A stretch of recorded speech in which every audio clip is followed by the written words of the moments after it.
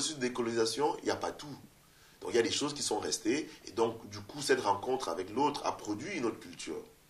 Donc ce qui est faux, disons, dans l'idée de l'indépendance, l'idée d'être, disons, autonome, enfin, donc de prendre en main les choses, disons, ce qui est faux dedans, c'est le, disons, c'est le projet.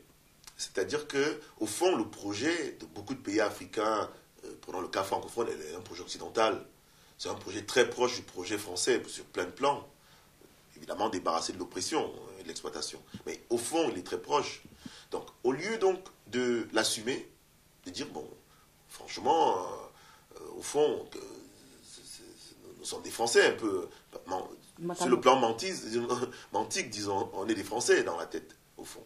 Bon, maintenant, nous voulons peut-être être nous-mêmes, nous voulons garder notre culture, voilà comment nous allons organiser tout ça, mais on joue plutôt l'idéologie.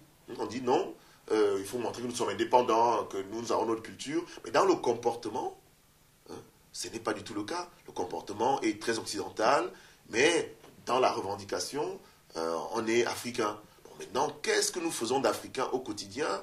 Moi, j'ai été dans une école où on ne pouvait même pas apprendre une langue locale à l'école. Il y en a 200 chez nous, mais on ne pouvait pas l'apprendre à l'école. Oui, ça doit rester des choses que les arrière-grands-parents qui enseignent comme ça de manière empirique à la maison. Bon, des choses toutes simples. Bon, les tresses, où est-ce qu'on enseigne à faire des tresses? Bon, donc, je dis les choses simples de chez nous, on ne les a pas intégrées dans une approche du modernisme. Donc l'absence de projet est assez flagrant. Bon, et tout ça pour des raisons idéologiques et qu'on utilise comme bouclier à chaque fois de dire oui, nous voulons gérer notre propre pays. Bon, maintenant, quand on regarde, cette gestion n'assure pas la sécurité sur le plan alimentaire, sur le plan même physique. Les gens sont torturés, ils sont mis en prison, il y a des guerres. Donc ça veut dire qu'au fond, l'État de ces pays-là n'assure pas le minimum.